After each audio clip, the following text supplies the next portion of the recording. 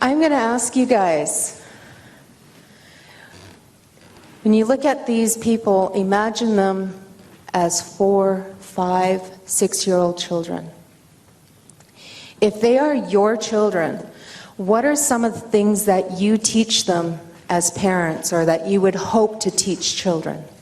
Language, respect, belonging, resilient, strength, compassion, love, kindness, tradition, courage, culture, humor.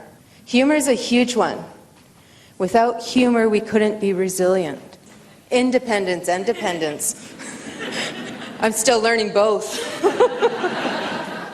Responsibility, community, open-mindedness, love, trust, honesty, acceptance. How about right from wrong? How about learning from our mistakes? One of my favorites is always trust your dog's judgment and other person's character.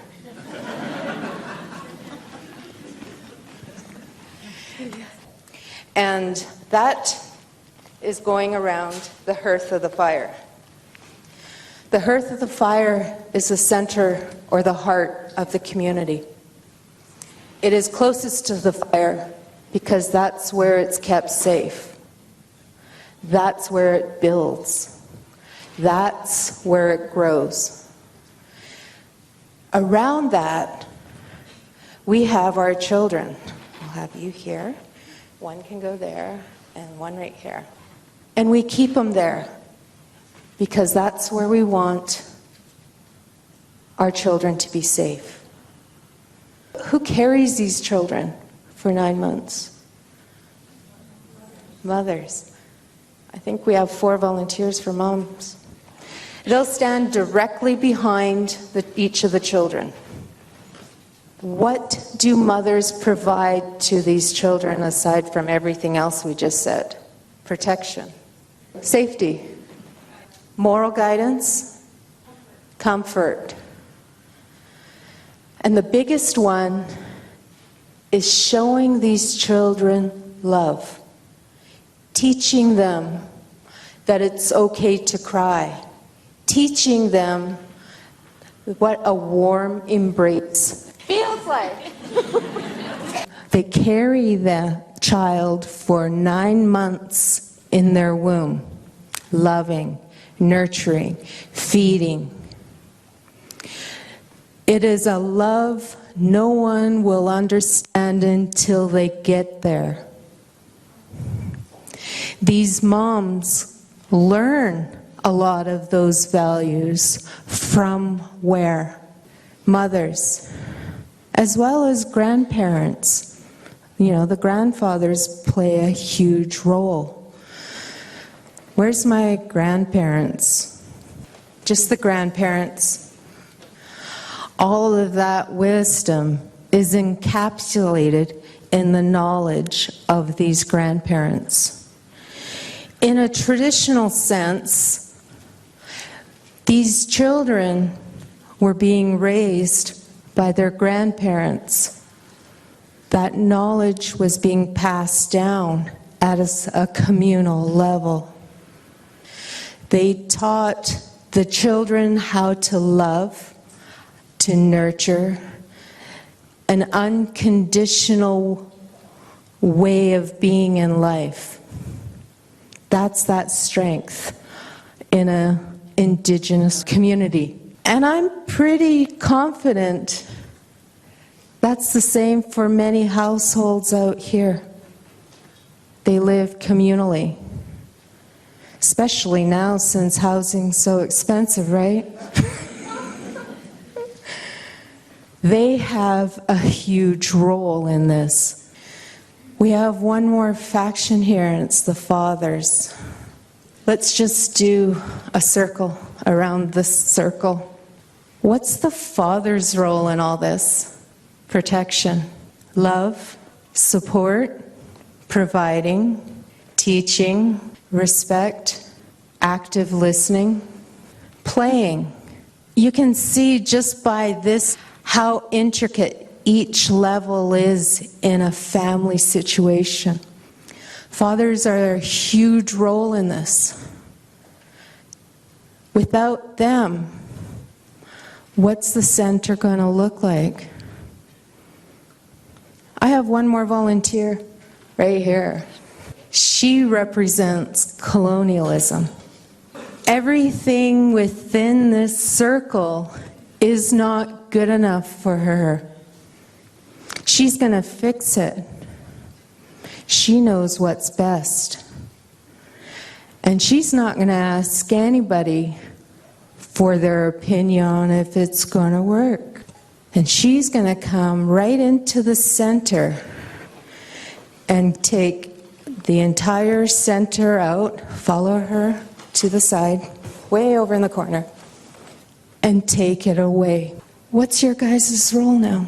Who are you protecting and teaching? No one.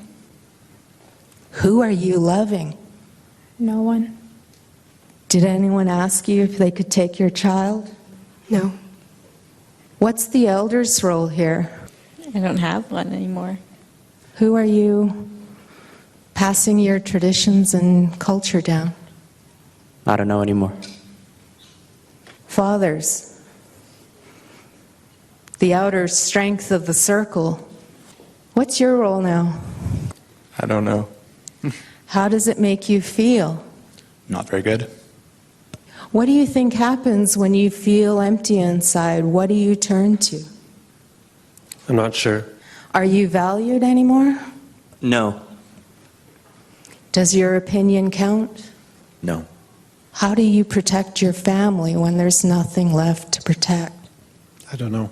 This, in a very brief exercise, demonstrates how colonialism impacts generation after generation.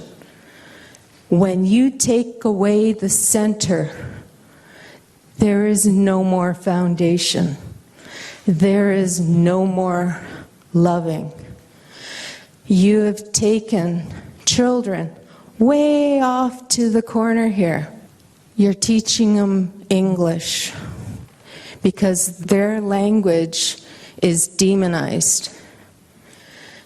Who's loving these children? Who's protecting these children? Are they getting the education they need? The love, the support, the skills? Imagine a community with no more children running around in it. What does that silence do to it? What does it do to the parents? People of trauma try to numb the pain. How do you numb pain? Any ideas? Alcohol, drugs, suicide, violence. You then have the colonizer coming in and saying, you may not have any more children, but now you're going to have to remain on this small piece of land. We're going to label it reserves. You cannot leave the reserves without my permission. If you speak your language or don't give up your children, you're going to that other corner. That other corner is jail. You really have no choice in the matter. You can't go doing your traditional hunting and fishing anymore because it's off the boundaries of the reserve. It's all about perception. How do you kill the Indian and the child? By ripping it out of the heart of the community. So what's our goal? As future educators, what is our goal? Because this just does not impact us as Indigenous people.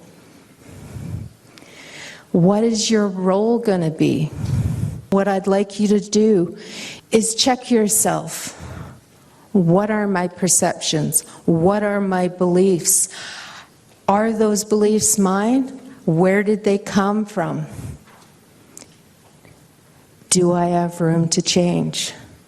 And how am I going to present this history not just to your students, but to your friends and family. I'm calling each and every one of you out to be a witness here today.